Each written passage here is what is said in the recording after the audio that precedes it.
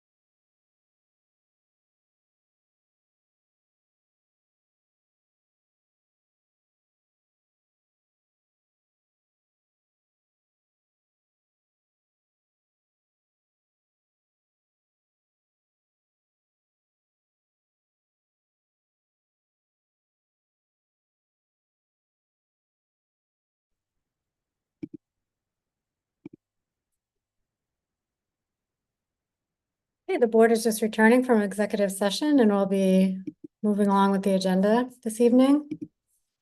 Just give a couple more minutes.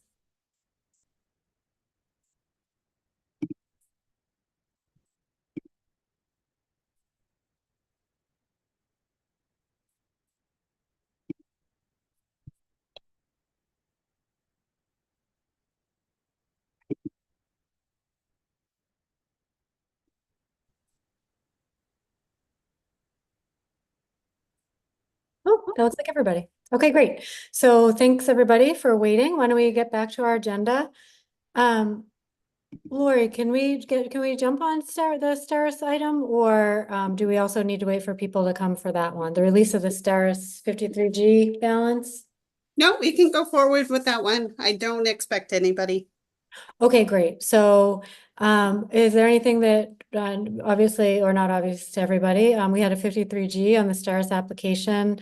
That account number is listed on the agenda. The amount is $227.71, but plus any accrued interest on that. That application has been completed. The decision's been submitted. Does anybody have any questions or comments? Or Lori, is there anything you wanted to share in addition? This was just a request of the accounting office to get rid of this 53G account, which is still lingering out there. The money should have been returned a couple of years ago and was not. And since the litigation is resolved, it makes sense to return it at this time. Okay, any questions from the board? All right, great. Is there a motion to release the remaining funds in 53G account number 61173522101 for 425 Whitney Street in the amount of $227.71 plus any accrued interest? So moved. Second, Second. all in favor, Bill? Aye. Anthony? Oops, Anthony, you're on mute there. I'm muted. Aye. Okay, Amy, Aye. Millie? Aye. And carries an eye. Okay, great. And then if we're still waiting on, let me see if anyone's in the audience here. I don't see anyone who would be joining for the A&R just yet. So why don't we move on to the next item on the agenda? Hold on, let me pull that up. We also have, why don't we move to minutes, since that'll be a little faster. Just, I know we're gonna get into a longer discussion, and if someone's coming at 6, that'll just allow us time for that. So next we have minutes for approval from June 18th and July 16th. Did everyone have a chance to read the minutes from June 18th? Yes. Any amendments to the minutes? I had some, but they were sent out. Oh, Lori, yes. I just had one change. So of course we forwarded Amy's suggested changes, and I just wanted to clarify on page 3, where she had written in what I had said. She had written in, she stated that since it is Route 20 that Mass DOT does the traffic analysis, that isn't, I believe what I said. I believe I said that Mass DOT reviews the traffic analysis. So they don't actually do a traffic analysis, that they review the application that is submitted from the town. And if they are going to require further analysis, then they require it. Okay, so are you suggesting the amendment would be review? Yes. I must Okay. have heard wrong. I thought that whole discussion with the fire station was, since it's Route 20, we can't do a traffic analysis because it's up to Mass DOT. So the permitting authority for Route 20 is Mass DOT. So the planning board can require improvements to Route 20, but they really don't have any weight if Mass DOT does not approve those improvements, because they have full jurisdiction over Route 20. So they're the ones that are issuing the curb cut permits.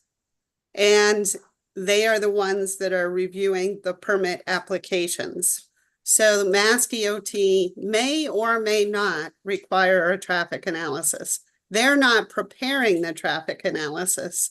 They're requesting the traffic analysis or not. And if there is a traffic analysis, they're the ones reviewing it. Okay, so we could have asked for a traffic analysis. They're not in charge. I mean, because I saw other towns did do it. They do ask for traffic analysis on Route 20.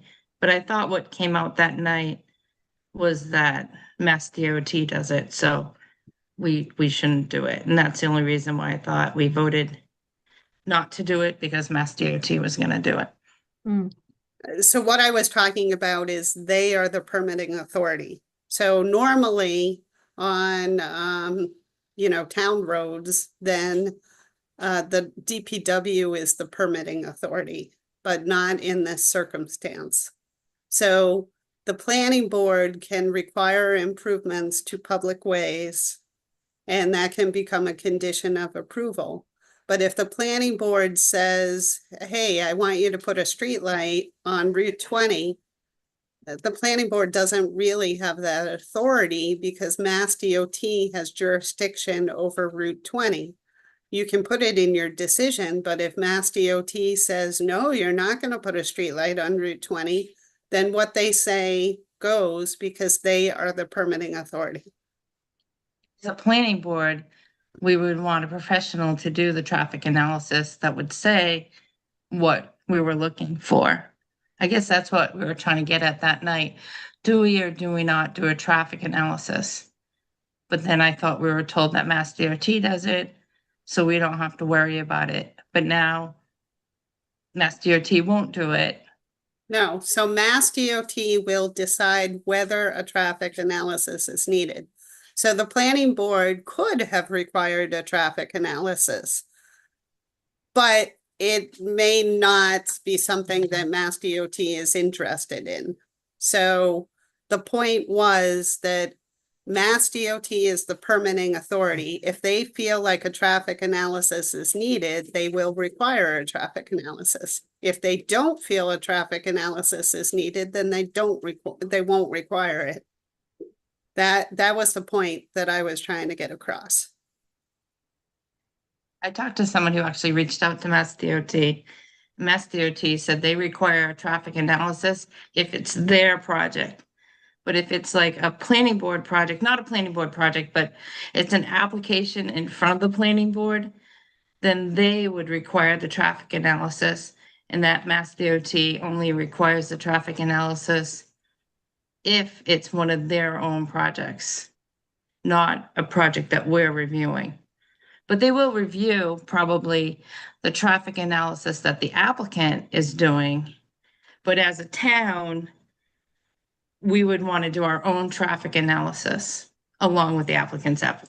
But this was more confusing because the town is the applicant, but that's what I was told. That we shouldn't rely on Mass DOT to do a traffic analysis or a traffic study if it's an application in front of us, even if it's on Route 20. Well, typically the purpose of a traffic study, a traffic analysis, is to require improvements to the roadway. That's the point. So Mass DOT has jurisdiction over this roadway. So if they feel that improvements are necessary, they will require them. Well, so in the case of the minutes, we just need to figure out what if Laurie, whether or not, so the statement is here, she stated since it's Route 20 that Mass DOT does the traffic analysis. So regardless of, I guess it's just as it relates to the minutes, what do we want this to say? Yeah. Well, you're suggesting. I would not have said that because that is not, I know that not to be true. Okay, so would you be comfortable, either we strike it or we change it to, does the traffic review? Is that what you suggested? I'd be happy with either changing the word to reviews or striking the sentence altogether.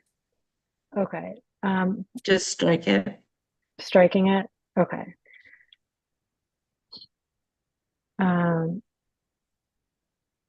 Okay, and the approval authority or traffic engineers from Mass Dot is fine, Mass DOT is fine. Yeah, I mean, I'd say that's accurate. I probably would have said the approval authority is Mass DOT. Okay.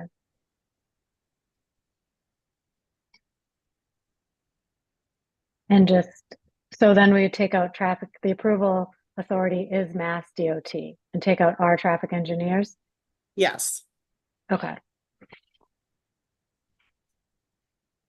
Okay, are there any additional, is the board okay with that? Any comments on that one? Okay, are there any additional, so Amy submitted amendments, suggested amendments to the minutes. Any other amendments to the minutes? Okay, is there a motion to accept the minutes as amended? So moved. Second? Second. Okay, all in favor, Bill, Aye. Anthony, Aye. Millie, Aye. Amy, Aye. and carries an aye. Okay, we have one more set of minutes and then we will move to the A&R portion. So let's see, the next set of minutes, July 16th. Okay, so for the July 16th minutes, I don't think I have any amendments on that one for the public session. Are there any amendments for the July 16th minutes? No. Okay, is there a motion to accept the July 16th minutes as submitted? So moved. Second? Okay, all in favor, Bill, Aye. Anthony, Aye. Amy, Aye. Millie, Aye. and carries an aye. Okay, so the minutes are set at this point. Why don't we move to, I think we do have an attendee here. Looks like from, I would assume from Howard Street. Laura, are you expecting anyone else for Howard Street or? Oops, you're on mute there.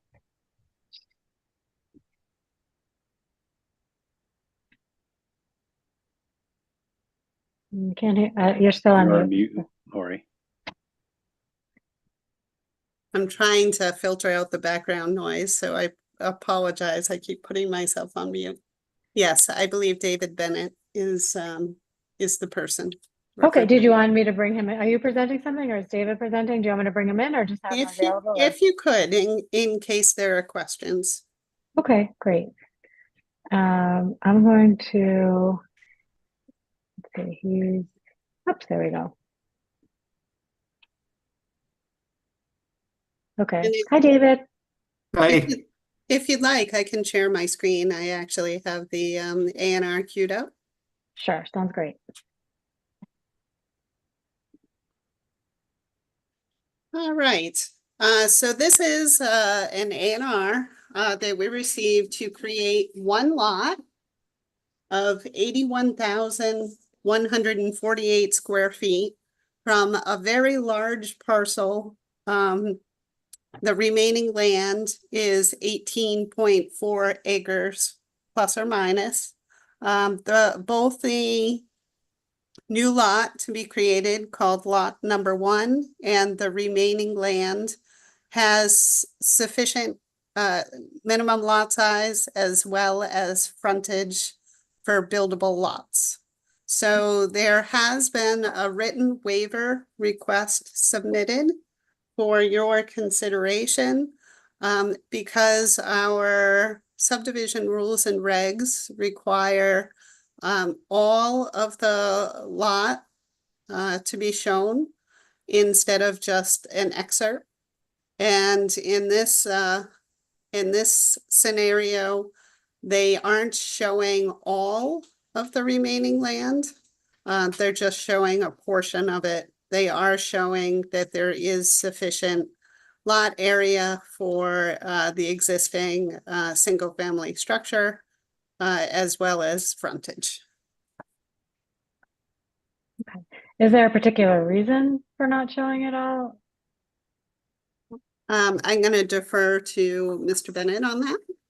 So yeah, I've been using Cornerstone as our civil engineer for this lot and subdivision. This is family land, but for my parents. We're hoping to build on there, the 2 acres. So we've been working with Cornerstone for probably about a year with the perk septic conservation. And they prepared this ANR, and I talked to them about this once after I met with you, Lori, and they said that this ANR meets the criteria for what ANRs need to meet. And they also said that they were talking about how ANRs are also, I don't know if I'm saying this right, but like they were saying that like ANRs aren't subject to subdivision rules. They have their own criteria. And Verugian, their like head surveyor, was saying that this meets that criteria. So he was saying that I have this email. The plan as prepared shows all proposed boundary lines mathematically tied to the existing perimeter lines in the vicinity of the new lot, notes the unsurveyed portion as remaining land, and meets the criteria for endorsement as approval not required. And he also was saying that the Northborough subdivision regulations do not specifically stipulate the entire perimeter be shown only, and he quoted, existing and proposed boundary lines are listed. So according to what they know of the regulations and ANR submission, this meets that criteria. Okay, so then why would they need a waiver, Laurie, if that's not required? I think it comes to an interpretation.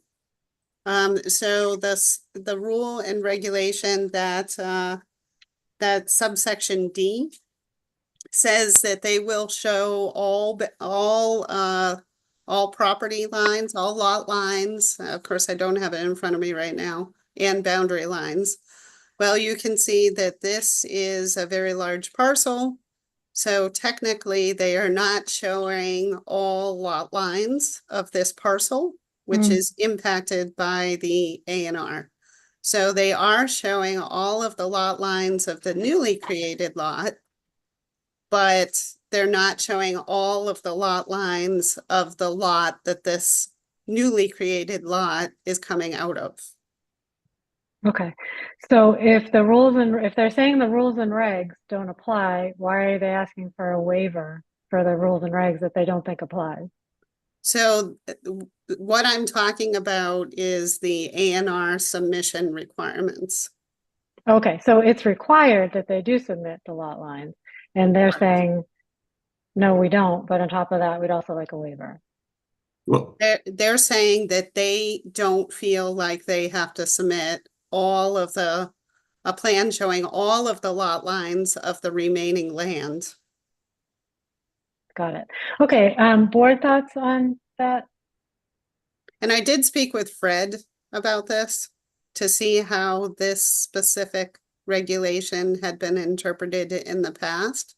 And he told me that in the past, it had been interpreted to mean that you would show the lot lines of the remaining land as well. Any board comments on this one? So I think I have a question. I just want to understand this. Who's requesting the waiver? Is it David and Cornerstone, or is it under Lori's suggestion? It was my suggestion because I saw a violation, but it's being requested by the applicant. So you saw a violation? I saw a violation of her ANR requirements. So the ANR doesn't fully conform to our regulations because it does not show all the lot lines of the remaining land. Right, I Okay. see. can Does I it just conform to quickly state speak on that? regulations? Yeah, hold on a minute, David. I'll let you know when it's your time. It is not a state requirement, it's a local requirement. Okay, but the state requires what, the frontage and the square footage, right? You have to have, Correct. So Minimum square feet. they are showing the frontage of the newly created lot. as well as the frontage within the vicinity of the newly created lot. So if you look at the frontage down here of this newly created, the remaining land, it conforms, as well as the parcel to the north. So the one to the Conforms. south, does that say 196 feet? How many feet is that frontage? When I looked at it, I saw 196 feet. I thought they needed 200. So that's remaining land. Yep, So you can see, I'm gonna use my. So this remaining land yep. is attached. So this Z means adjoin, and this Z Oh, means adjoin. Mhm. So oh, this remaining land goes from here up here. So okay. that's all one parcel. I was just curious though, that bottom number, is that 196? More for the applicant, because if he wanted to make that a lot down there, I would add the extra 4 feet so you're compliant. That is 196.44 feet. And So if that more- southern lot ever wanted to be cut off and used, you would need 4 extra feet. It's just something for you to think of. Because if you cut off that bottom lot, that won't be compliant Not and it's compliant, yeah. by 4 feet. Hmm.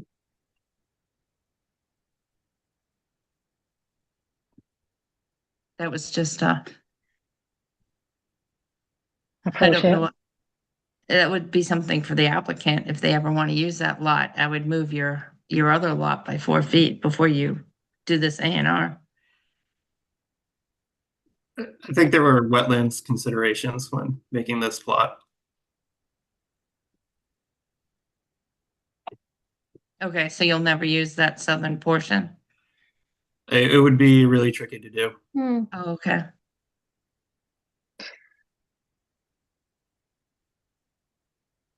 No, I mean, I guess we have to think about as a board, how do we, what I get nervous about is precedent. So then if we Right. start to say, you don't have to comply to this, then we open the door to nobody has to comply. And I'm curious to know how the board feels about that, because this changes our interpretation. Right, that's it, that's exactly where I was getting to as well. So I think once we approve a waiver, then we always have to approve that waiver. It'd be Or very anything difficult that comes to. ahead, yeah. I mean, obviously, I think the bylaws were written with some intent and purpose, so I think to be, discretionary and when we choose to apply it, that would be kind of a loophole in that. Okay, David, you had something to say about the waiver piece of it? Yeah, I mean, I was just made aware of this waiver requirement yesterday. And I met with Lori today to do the waiver because it was under her suggestion to do this. After I met with her, I did call Cornerstone to get their advice because I didn't really fully understand the situation before I talked with Lori. Mm. And it's their understanding that a waiver should not be required due to the A&R requirements and what it's subjected to and how it's not under the subdivision rules. So that's why there is a waiver, but according to Cornerstone, there shouldn't be one required. And that's also why they did the map as they did. Well, then I'd want it to go to our own counsel because we're not going to get legal advice from Cornerstone. So I think in that case, we need to engage with our town council. Oops, I don't know if someone has Google on instead. Okay. Yeah, I was trying so- to upload the subdivision regs to show you this section. Oh, but- yeah, uh, sure. That's fine. Oh, go right ahead. I wasn't sure if you knew that you were still sharing your screen. Okay, let me do that, and when I'm there, I'll share.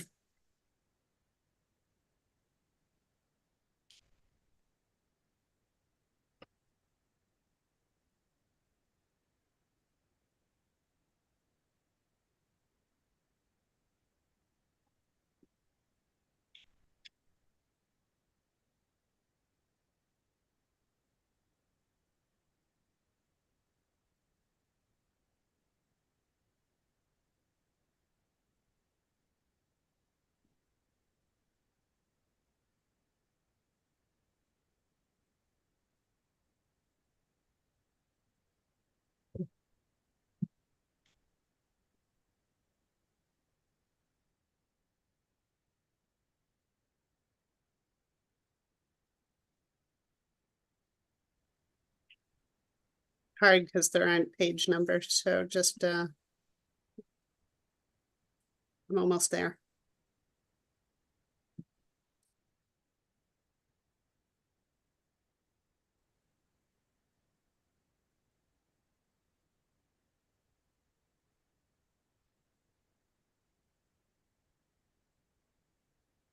All righty.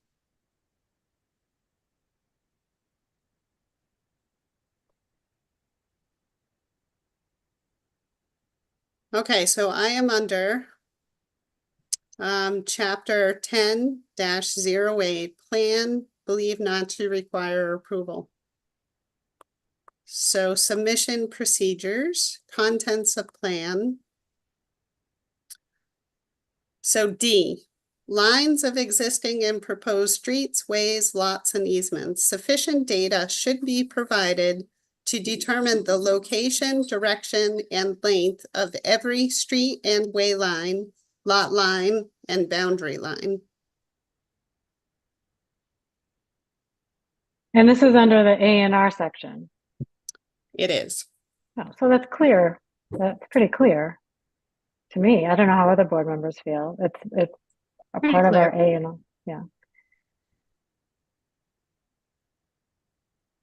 So I guess either a couple of courses of action here, and I don't even know how timing works with this in general because we have a limited time on A&Rs as it is.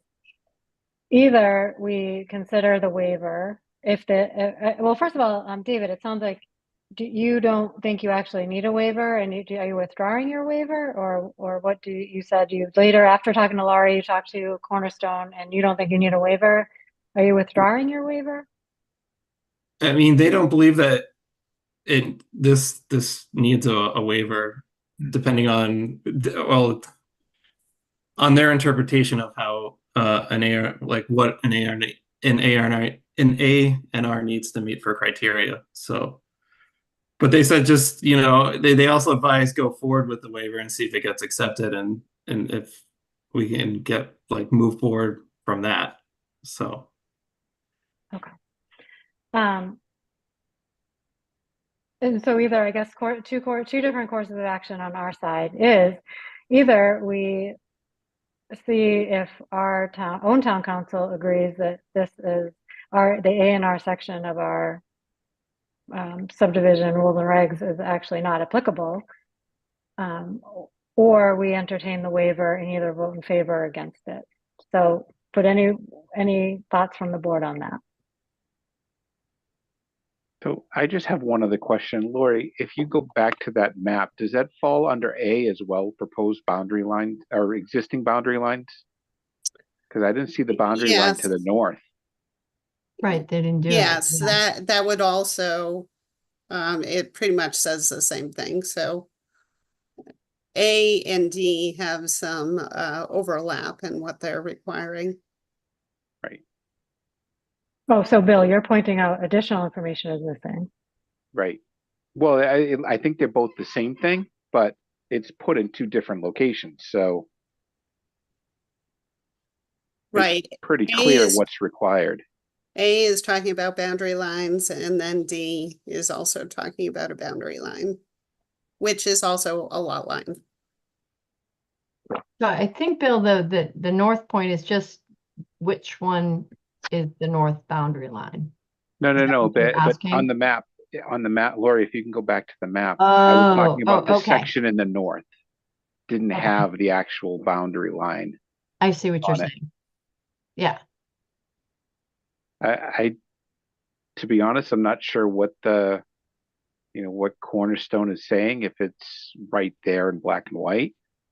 I would be a little concerned, like I said, setting precedence on approving a waiver when the requirements are, it doesn't sound to me like they're very, that there's nothing there.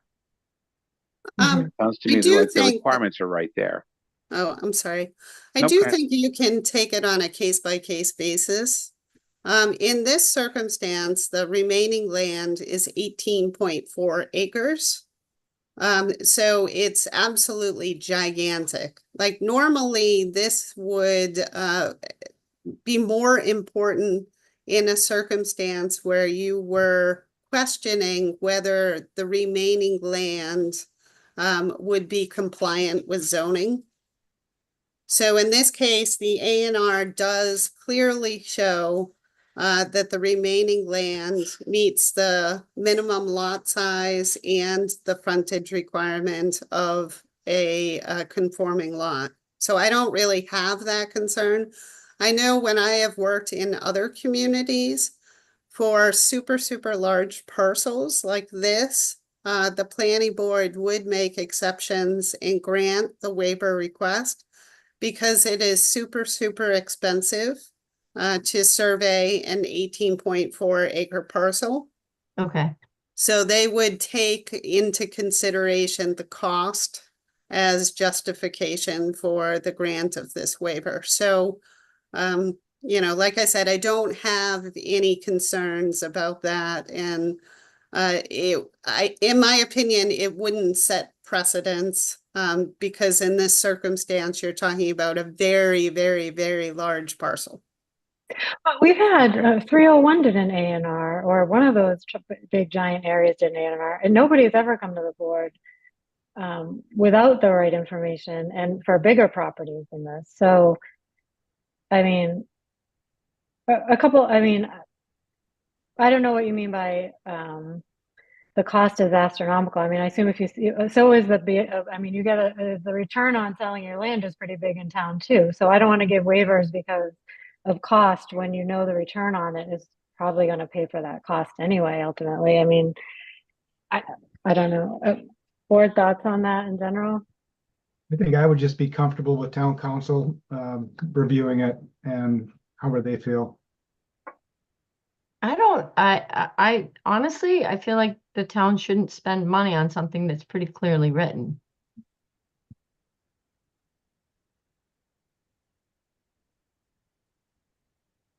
I mean, it's either the town's going to spend money or they're going to spend money if we don't agree on this. Can I just want to say one more thing too? I don't know if this means anything, but like this is family farmland, like multi-generational land that's being divided. So Mm. it's land that's been in my family for many years, goes back a long time. So that Okay, thank you. 18.4 acres is my parents' land, which Yeah. used to be the family farmland. Okay, thanks for the context. One other thing I just wanted to make you aware of, Mr. Bennett did provide us already with an extension on the period of time to act. And that extension expires on August 26th. So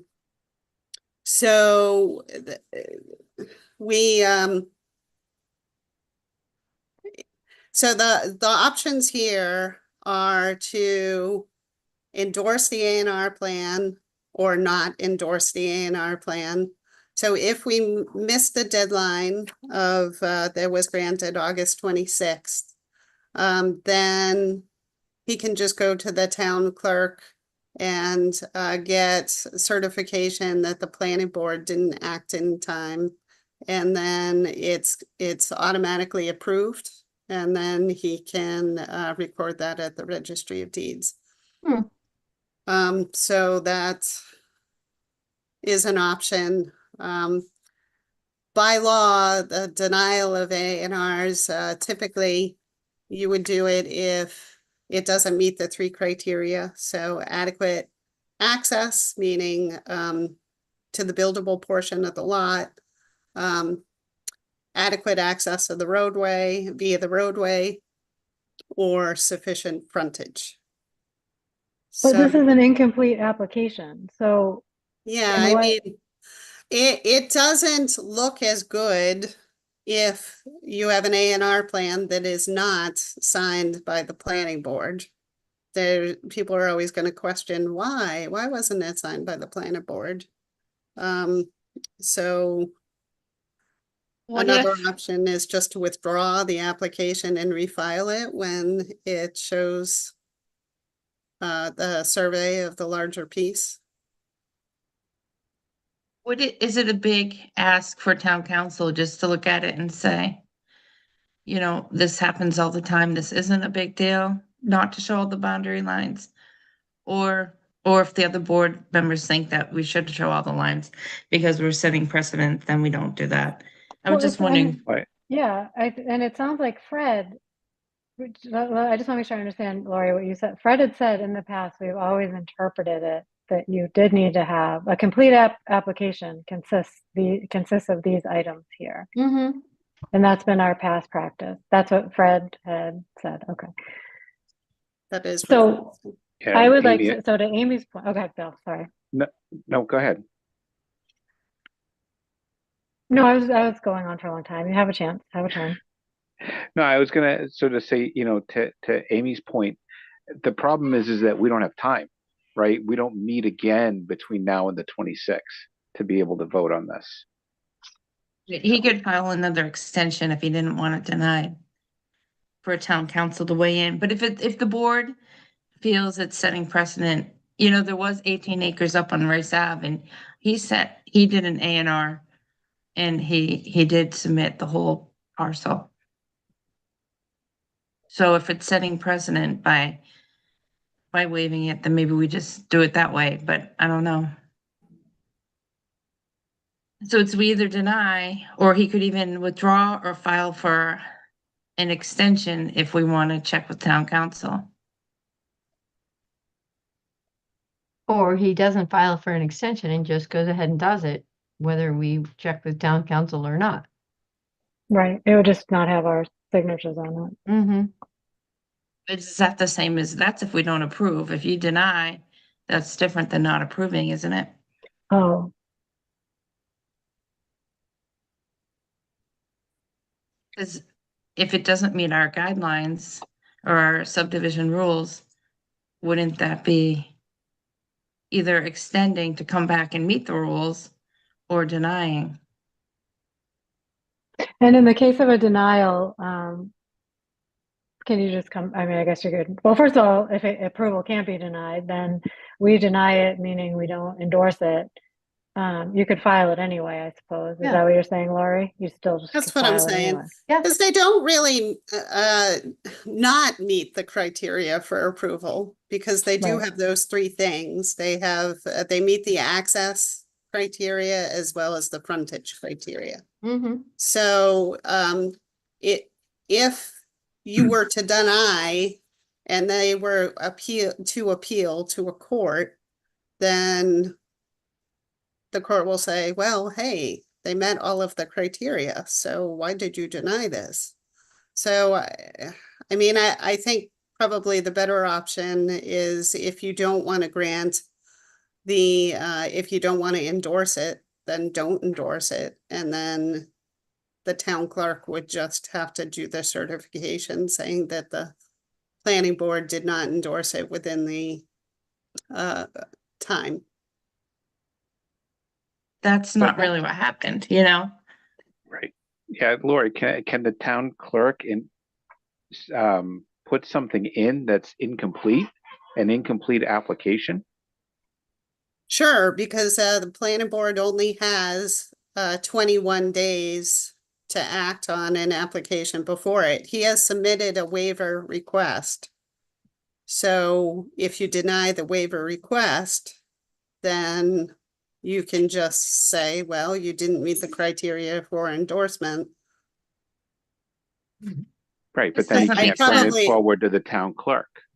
I'm because sorry?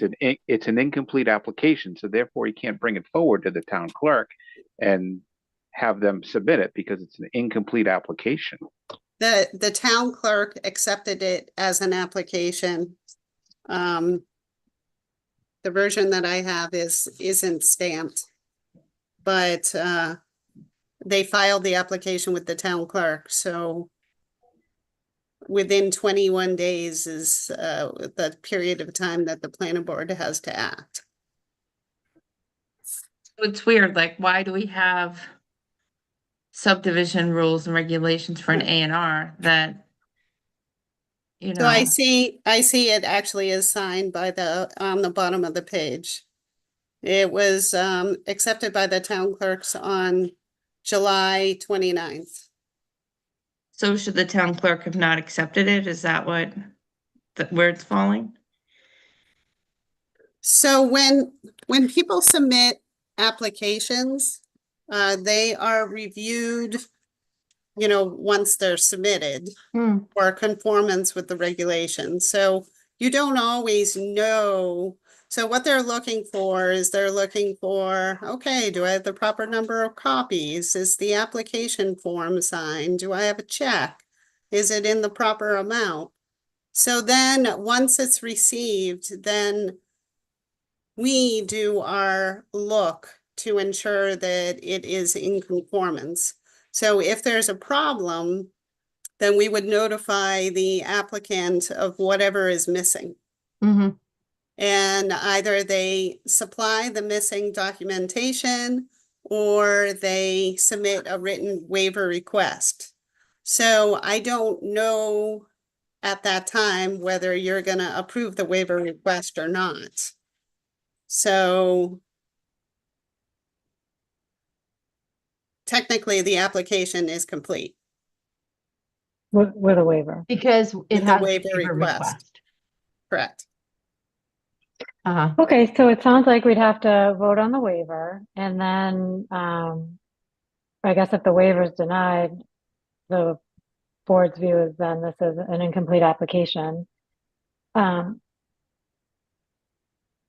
thus we don't endorse the A&R if that's the direction we want it to go, or alternatively, we accept the waiver and move in a different direction. So thoughts on that from the board in terms of, do we view this as do we entertain the waiver? How do we feel about the waiver, number one? Because I think that gets to the next part. Should we entertain the waiver?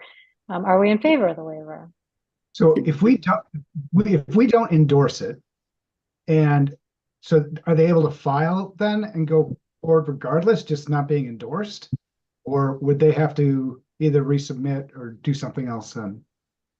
So there are a couple of options. So they can either redo the A&R, and then come back with a fully conforming plan, present it to you, and then at that time, based on what the discussion is this evening, I assume that you will approve it and you will endorse it. So there's that option. So then the plan that they are filing with the Registry of Deeds is an endorsed plan. Or you can just not endorse it. Then they will go to the town clerk. They will say, hey, the planning board didn't act within the required period of time. I want you to approve it, having the fact that it was constructively approved. And then they put their certification on the plan, so it still goes to the Registry of Deeds. So it's technically approved either way. It's just that it's a cleaner approval if the planning board endorses it than if the town clerk endorses it, because then chances are going to be questions.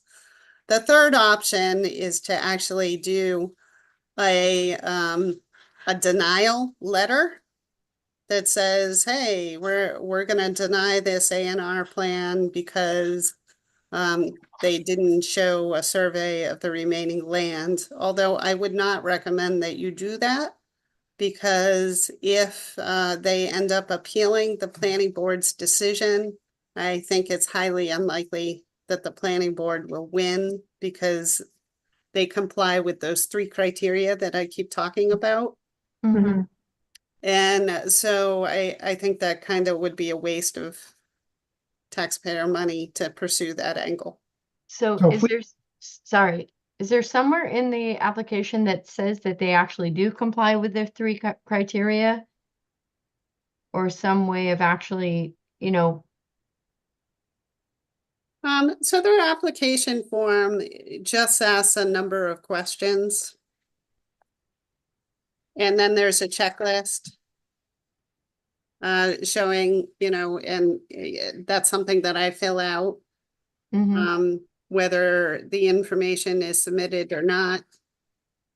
And so, no, there is a certification on here. I hereby certify that this plan was prepared in conformance with the rules and regulations of the Registry of Deeds. And then here is another.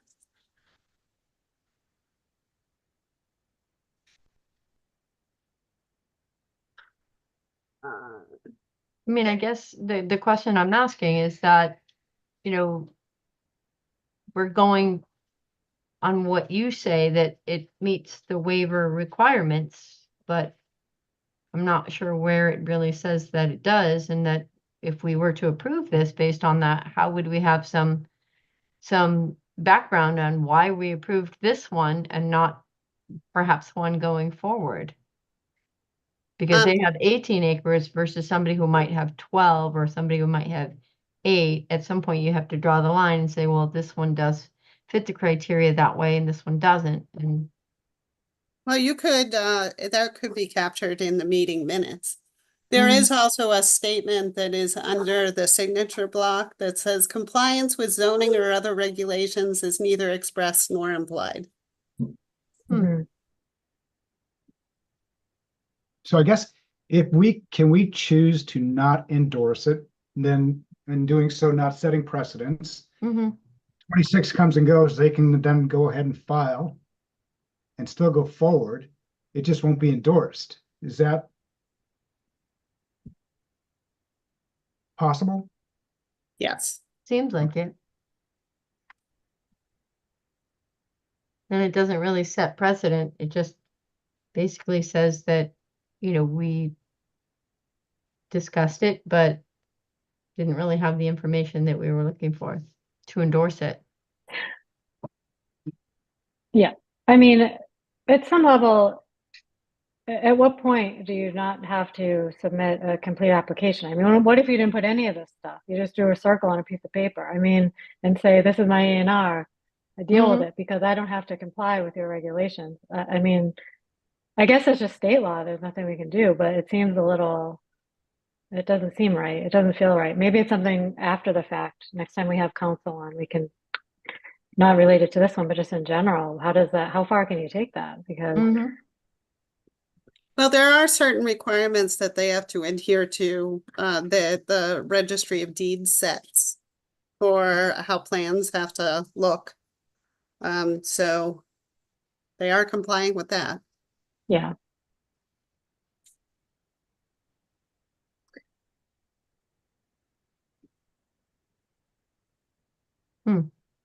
Okay. Yeah, I mean, I would be, to me, it's I would vote no on the waiver request and then just not vote on the A&R. We'd And have to vote to submit not it, endorse it, I believe. not endorse it. Yeah. But Lori, does that vote of not endorsing it get us in trouble? No, I don't think so. No. Because you're not,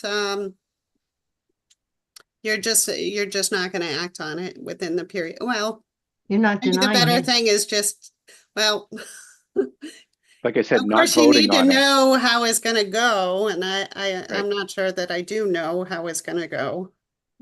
So maybe there are 3 of you who do want to endorse it. I don't know. Okay.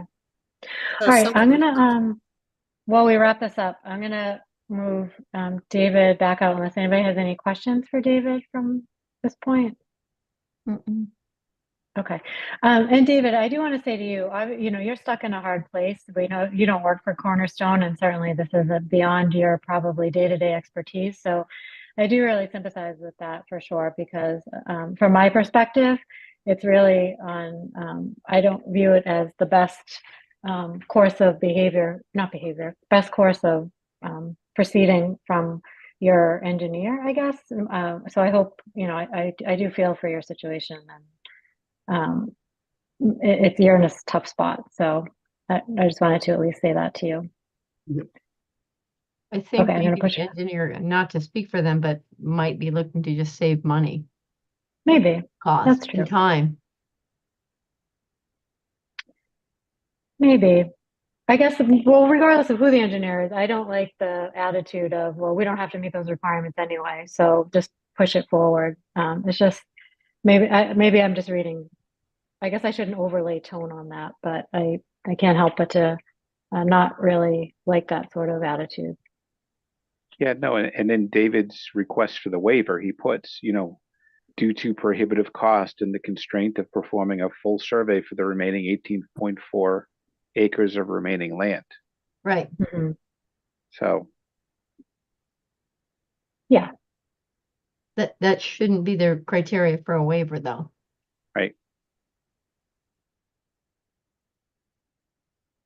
Because anybody could say that, prohibitive cost. What does that really mean? But It's I mean, relative. in this case, I think it would be a costly bit, but that's part of owning a large parcel of land too. Right. Well, so that's a great point. And costly is relative. And also, Millie, you brought up a good point about where's the line? Is it 18? Is it 12? What's too big to make it so you don't have to comply to these? And then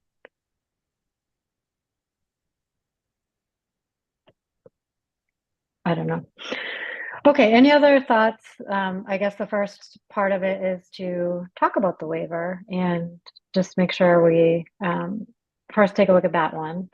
So before the board is a waiver from subdivision rules and regs, section 10.08.020, subsection D, due to prohibitive costs and time constraints of performing a full survey for the remaining 18.4 acres of remaining land. So that's the waiver at hand. We've talked about it quite a bit. Are there any other thoughts on this waiver? Lori, I have a question for you on that. You have said in the past that where you have been before, they have granted these types of waivers.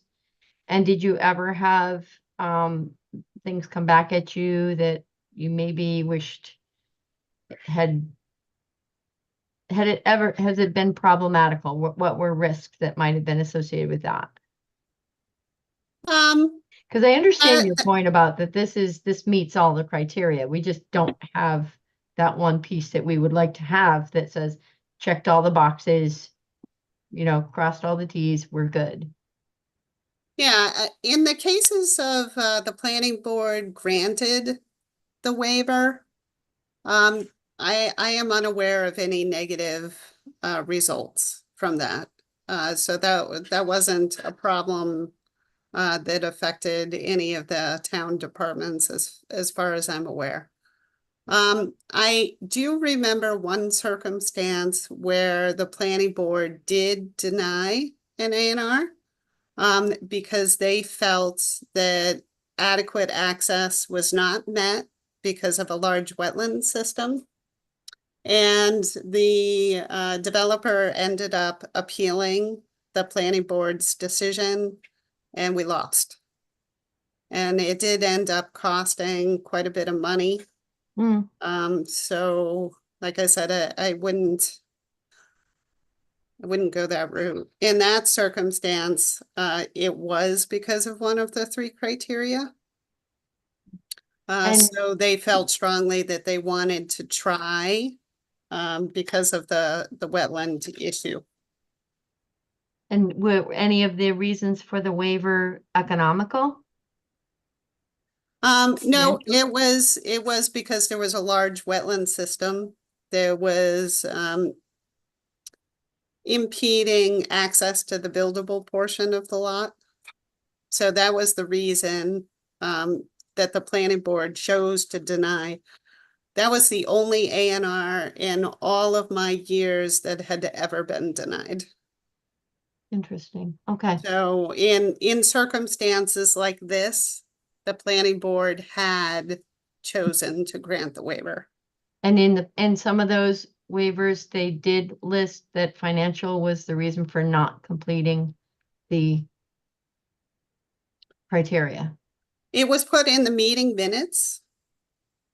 So there wasn't any written decision that accompanied the A&R. So that's not typical. There, either you sign the A&R or you don't sign the A&R. Okay. So I think regardless, and I think this is kind of a special situation because you are talking about family land and family on building house on their own, land. And it would be very expensive to have that whole thing surveyed, I'm Mm. sure. If we denied it, goes to court, and so they've got to spend a bunch of money, we got to spend a bunch of money, we still could lose. And so I'm thinking this isn't a large corporation. They're not building a commercial building. They're building a house on their own land. I do think it's kind of special in that sense. I Mm. mean, we could just not endorse it and they go forward regardless. Then we're not setting precedent. They're still moving forward. That's kind of where I'd be leaning if that were an option. So clarification, denial is different than not endorsing it. Usually we just vote on an endorsement. We make a motion to endorse an A&R. If we say no to that, is that not endorsing or is that a denial? I'm confused on the difference on, oh, I'm making balloons. So maybe what you could do is vote on the waiver. So vote on the waiver, let's see how the waiver goes. And then you can decide whether you're gonna move on the other motion or whether you're not. Okay. So if nobody makes a motion, so if you if you all feel confident that it's gonna be a negative vote on endorsement of the A&R, just don't make the motion. And then it would just be constructively approved. Okay. So if we were to vote on the waiver, it would be voting on whether or not they fit the criteria for the not completing the plot plan.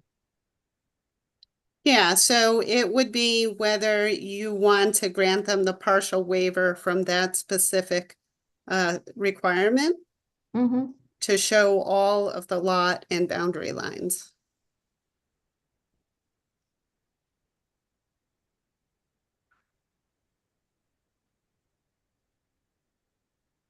So it's a waiver from the subdivision regulations, not having to do with the criteria of the A&R. It's just a matter of the application itself. So the specific waiver that I had suggested was a partial waiver from subdivision rules and regulations, section 10-08-020D, requirement to show all lot and boundary lines. But it would have to be D and A Sure, we can add that. if we were going to approve it.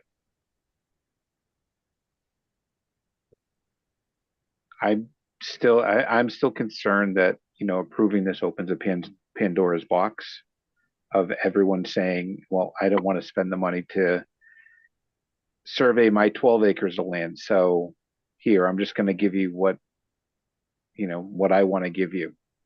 And that's Mhm. it. Yeah, I don't disagree because they can still go through. Well, they still would have to come before the board with a waiver, and then you could deny it based on, the situation, I think. Right, you'd still have to come with a waiver. We don't have a precedence of approving waivers, so it'll be quickly known that's not a good idea. Right.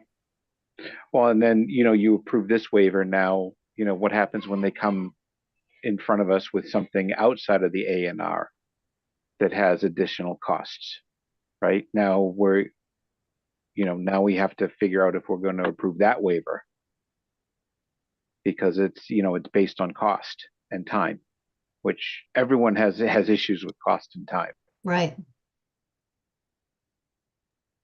And I'm not saying anything against, Mr. Bennett.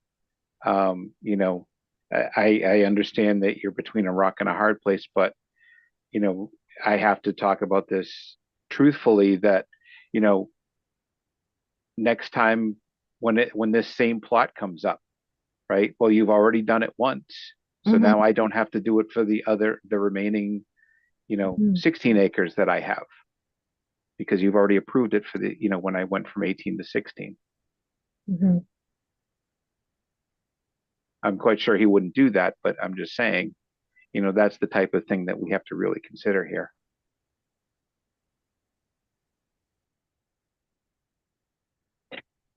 Okay, any other comments? Any further deliberation on this one? Are we ready to call for a vote on the waiver, or is there anything else we want to talk about?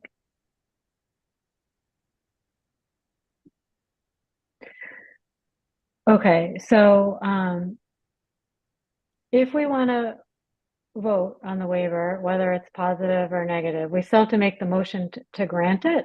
So the motion will be to grant the waiver, and then if you don't agree with that, you would just have to vote no. So, and just because you motion or second it, doesn't mean that that binds you in the vote. If you plan to say no, it's okay if you motion and second it. It's just to bring it to the floor. The motion and second is just to bring it to the floor.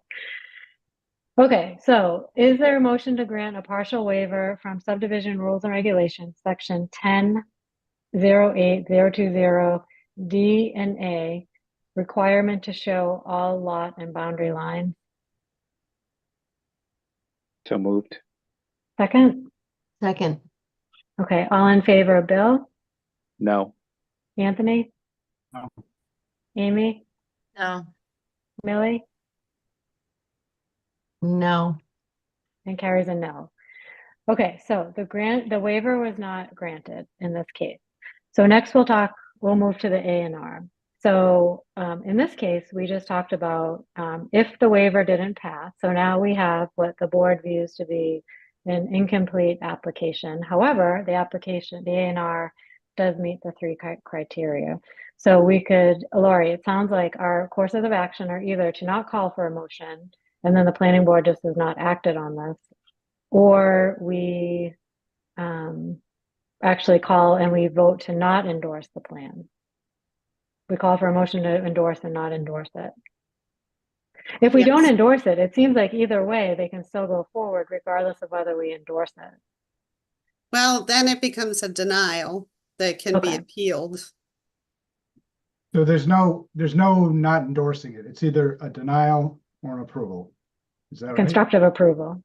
So it's either, so it's either a denial, which will most likely be appealed, or it's an approval, in which case you endorse it, or you just don't vote Don't and then vote. it's constructively approved.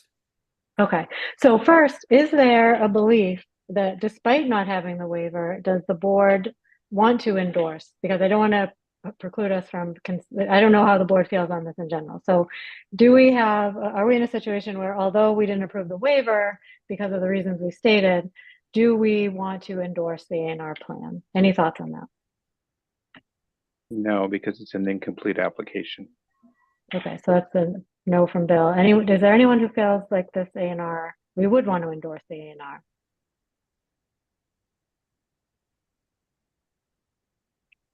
Okay, it doesn't sound like there is. All right, let me Oh, ask, Anthony, you're on mute. let me ask again. So so we're not denying it, we're just not endorsing it.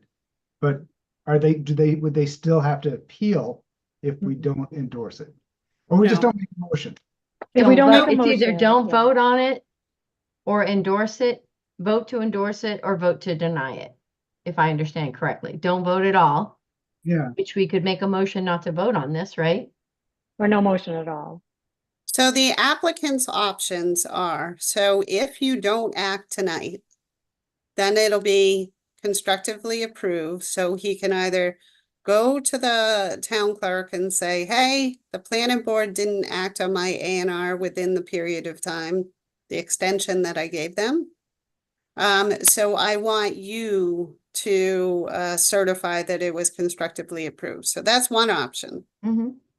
Then another option is if he wants the planning board endorsement, then he can work with his surveyor to revise the plan to show the entire complete survey of both parcels. So basically, if we don't act on it or we endorse on it, don't endorse it. There's two things he can do. They can either continue to go along and not get the rest of the site plan done and go with their plan, or they can get the rest of the site plan done and get an improved site plan from the planning board. So they can make the decision then how they want to proceed. If Right, we decide not to act on it tonight, they can decide then what they want to do. right. Yes.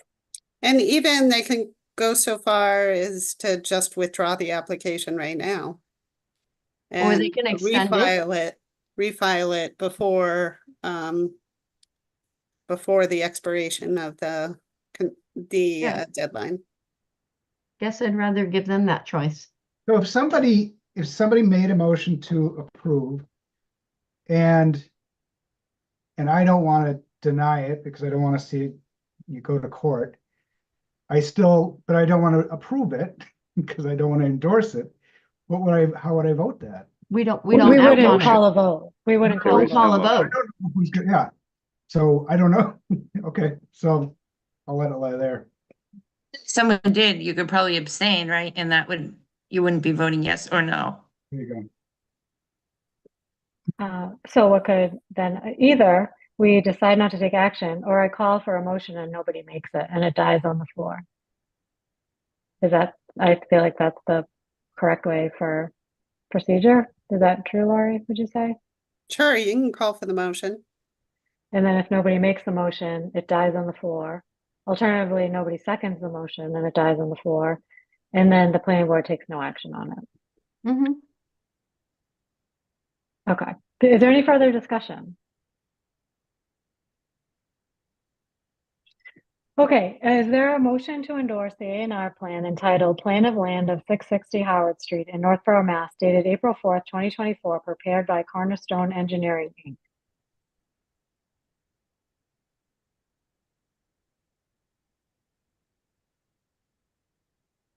Okay. Going once, going twice. Okay, no motion is made. So there's no action by the planning board on this application. Okay, moving on in the agenda, we have the discussion for the I keep calling it AUD, it's ADU. No,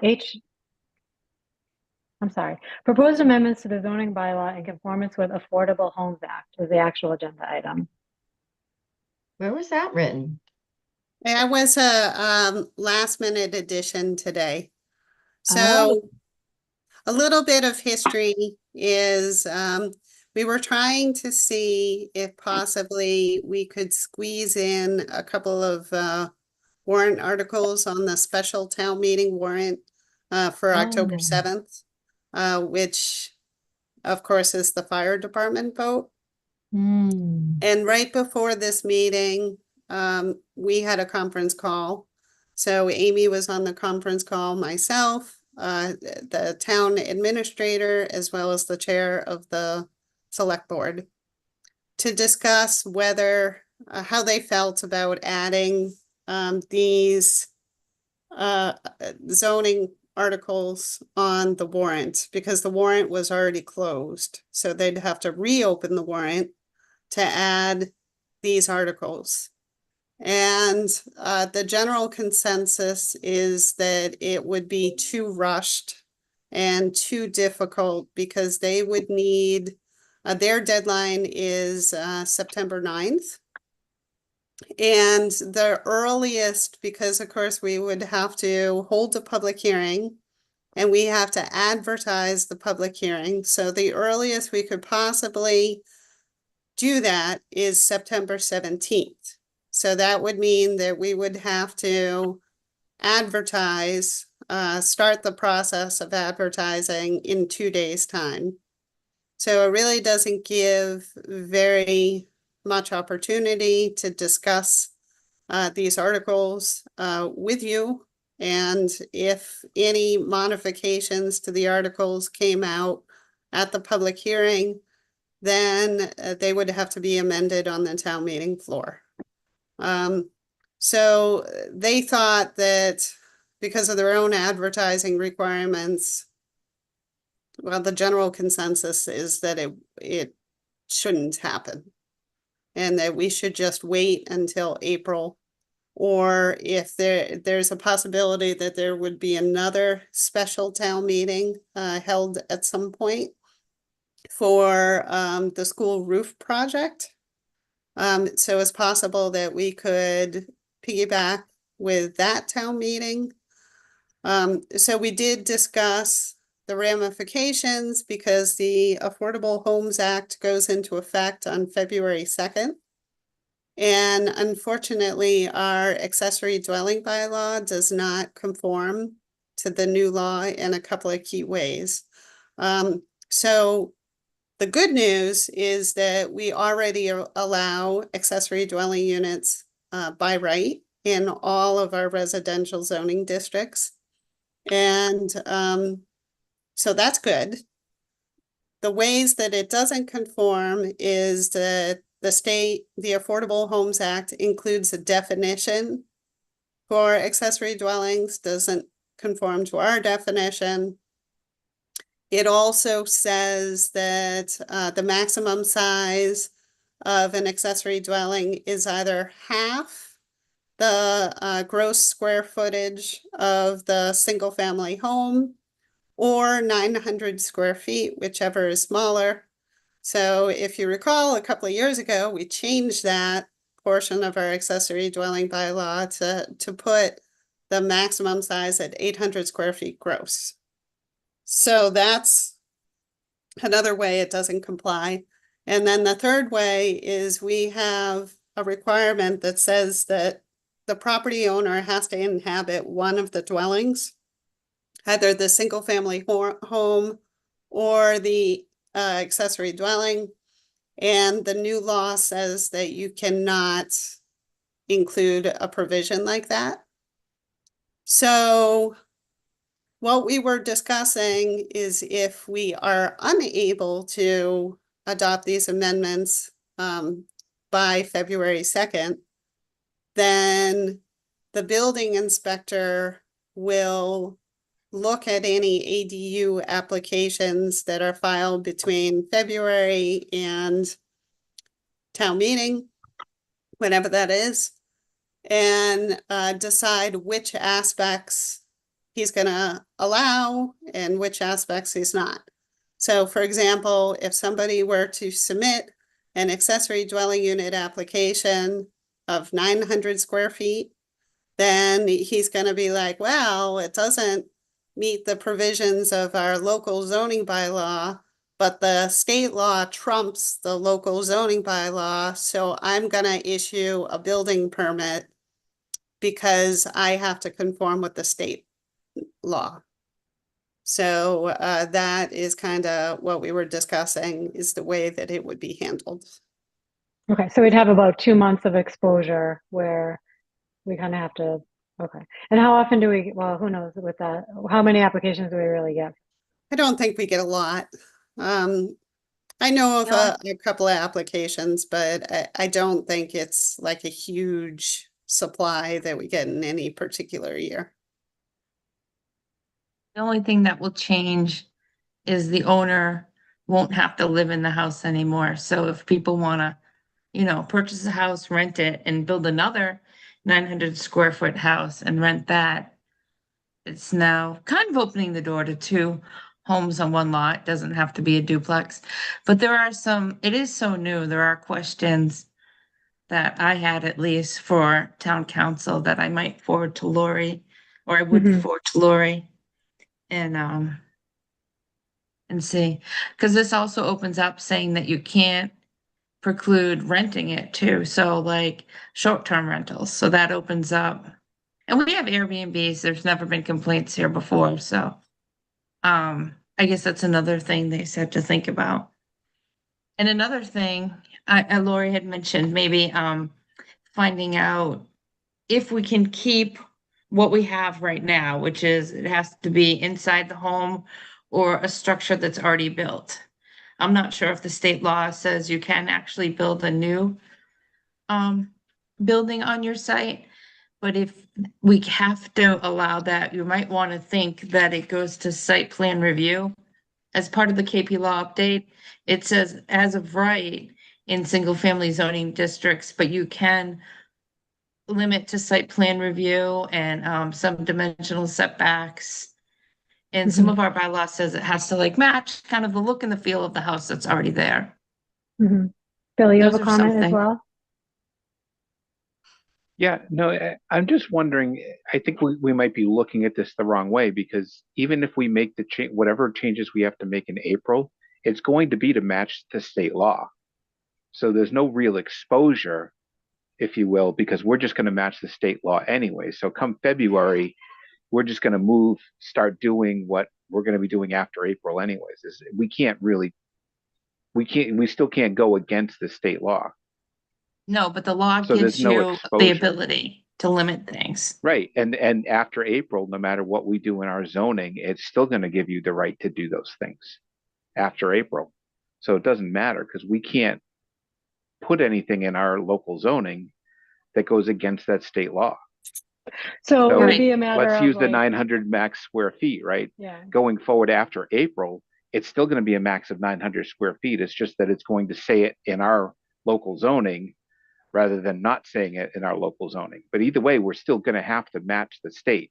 So there is no real exposure here.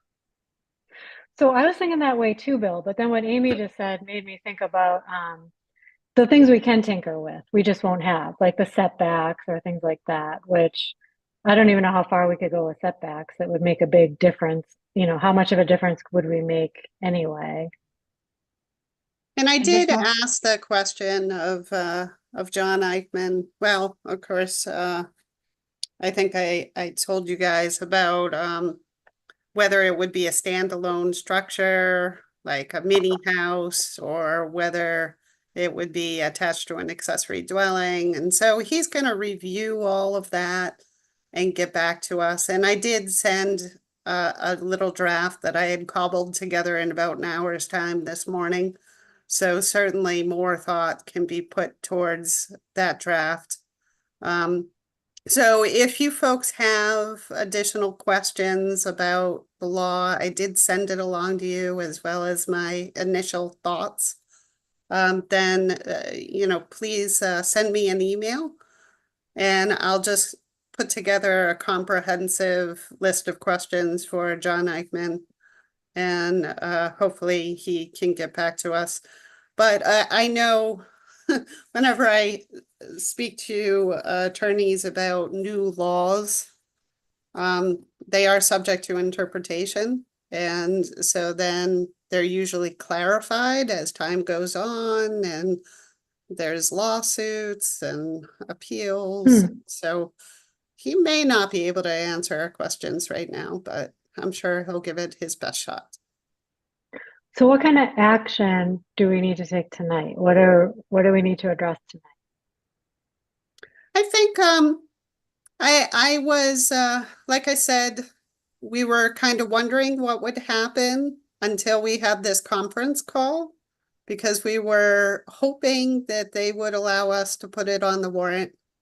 But my take of the conference call, and Amy, correct me if you have an alternative interpretation.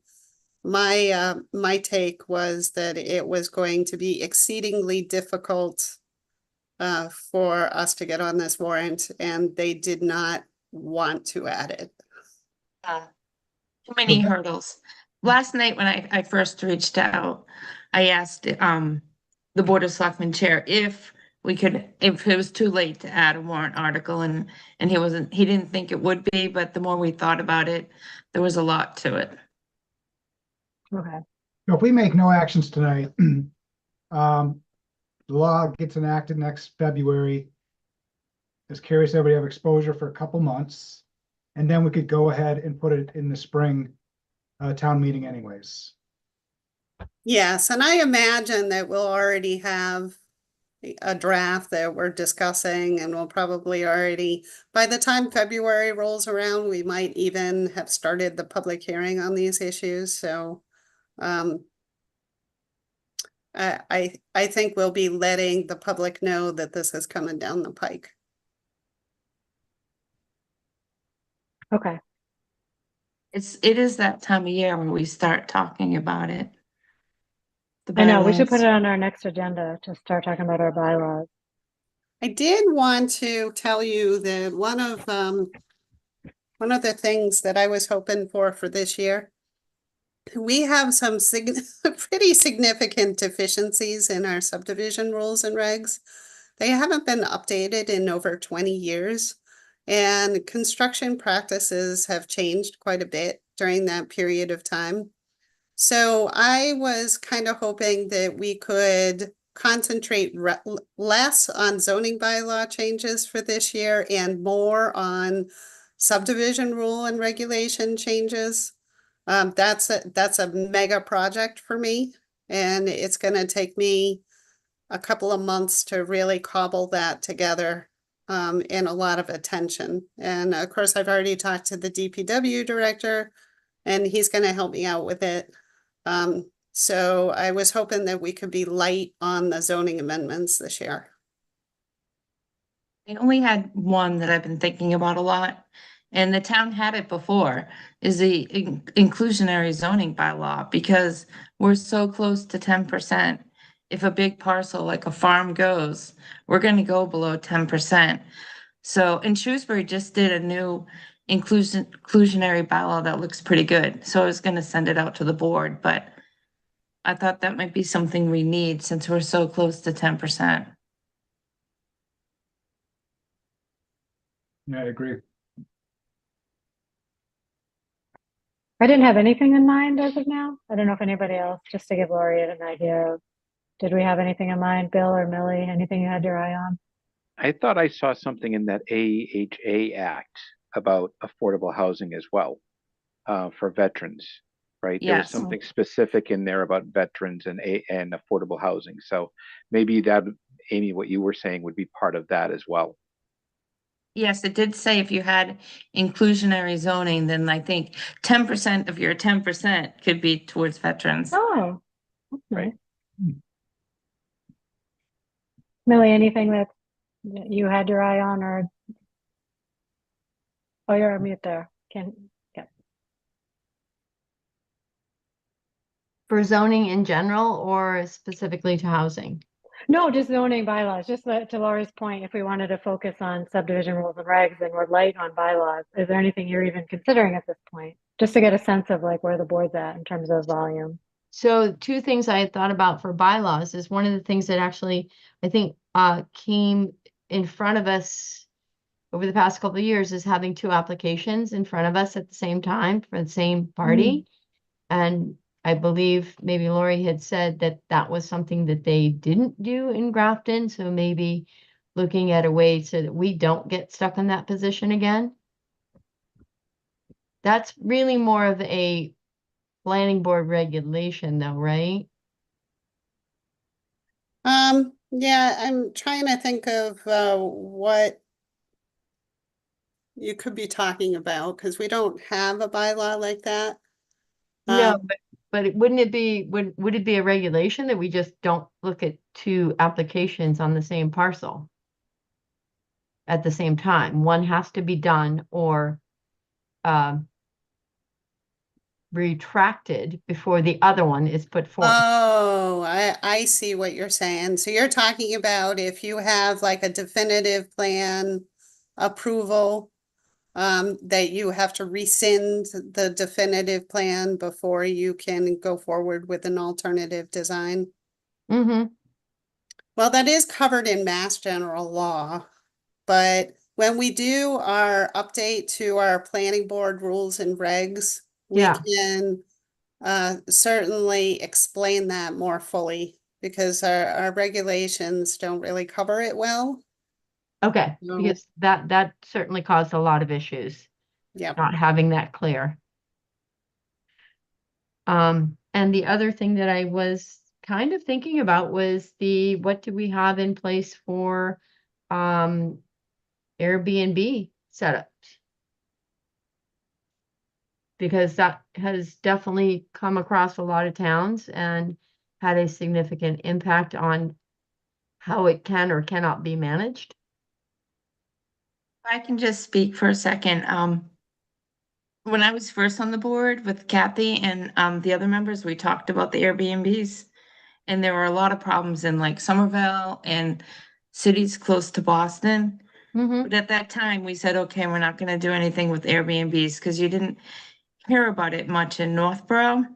Mm-hmm. And then today, because of the accessory dwelling unit bylaw, we can add special permits that you don't allow short-term rentals. It has to be a long-term rental. That would limit Airbnbs. But I did reach out to the police chief, Brian, and I asked him if they had problems with Airbnbs. And he said so far they haven't. They really haven't had any. He even said the Green Street property, the media knew it was an Airbnb, so they thought it was an Airbnb problem. But in reality, it really wasn't an Airbnb problem.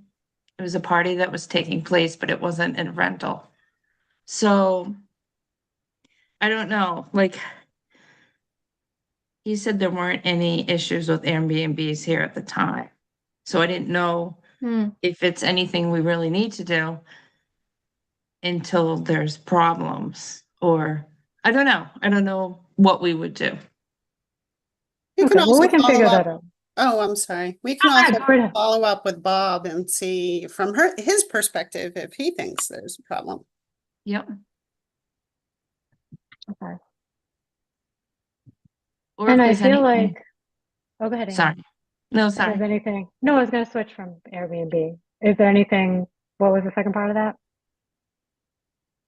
I think Oh, that was but it. back to like Bob, if there's anything important that Airbnbs need to have regulated, that's probably what Millie's thinking about. If there's anything we're missing.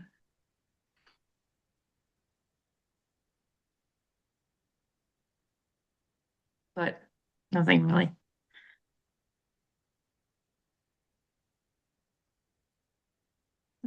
Back to you, Carrie. Oh, Sorry.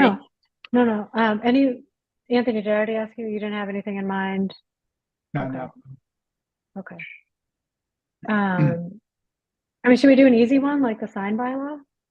I was thinking that, we might have to, depending on the downtown, whatever comes out of the wayfaring but that can be a last minute thing because we've done it so often. Yeah. All right, so Lori, it doesn't sound like at this point there's it doesn't sound like a high volume year anyway, so maybe that works out. Good. Thank you. Okay, all right, great. Let's see. Minutes done. Any subcommittee updates at this time? So traffic safety has been busy. We actually got approved from the select board. Thank you to the select board. The 7 RFBs, which are the flashing crossing lights like they have at McAfee. One of the things we got on that board, on that committee, was that one of the schools actually had the crossing guard retire, and they didn't have anyone doing crossing for the kids for a while. So we figured that we would add these. So these are all going in front of schools, except for one that's going across Church Street at Pleasant. But that's related to the schools because a lot of kids will cross there. One of the things that they added, and Amy, I was thinking of you when they started talking about this, is a down light.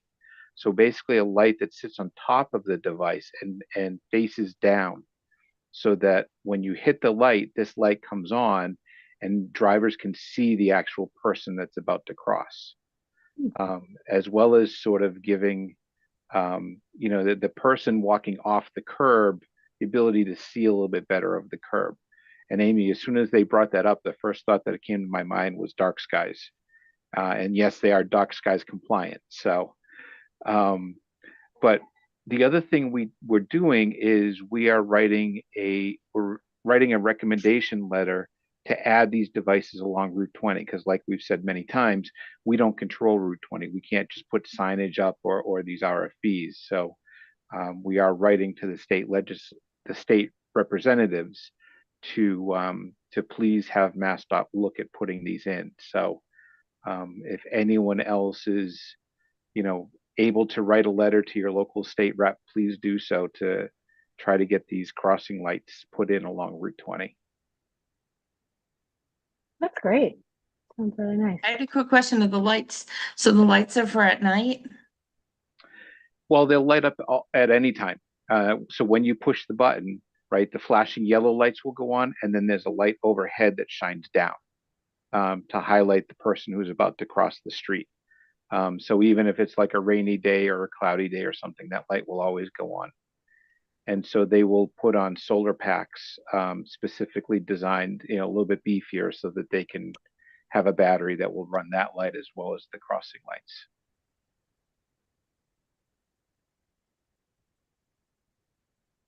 That committee covered a lot of stuff. I thought I got Yep. a chance to listen in, and a lot of great stuff came before that committee. So that's really great. Any other subcommittee updates tonight? Okay, we have next planning board meeting is the 17th.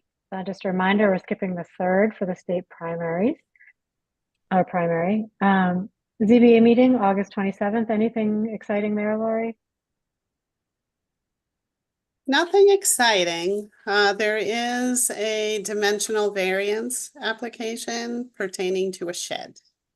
And then they also wanted to talk about the Affordable Homes Act. So they've requested that I place that on the agenda. So they will be up to date about the fact that we also have to go forward with some zoning changes. Okay. There was something about ZBA too, with that Affordable Act and There is. variances. There is. Yeah. And there's also, we didn't discuss it tonight, but there is a provision in there having to do with common lot protection. So right now, if there are 2 lots that abut each other and the 2 lots are non-conforming, then for zoning purposes, they merge.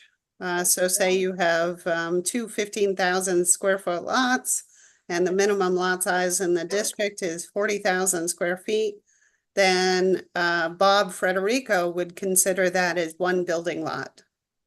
So what the change to the law says is that as long as those lots have a minimum of 10,000 square feet in area and 75 feet of frontage, and they were conforming at the time that they were created, and they're in the single-family residential districts, then they won't merge for zoning purposes.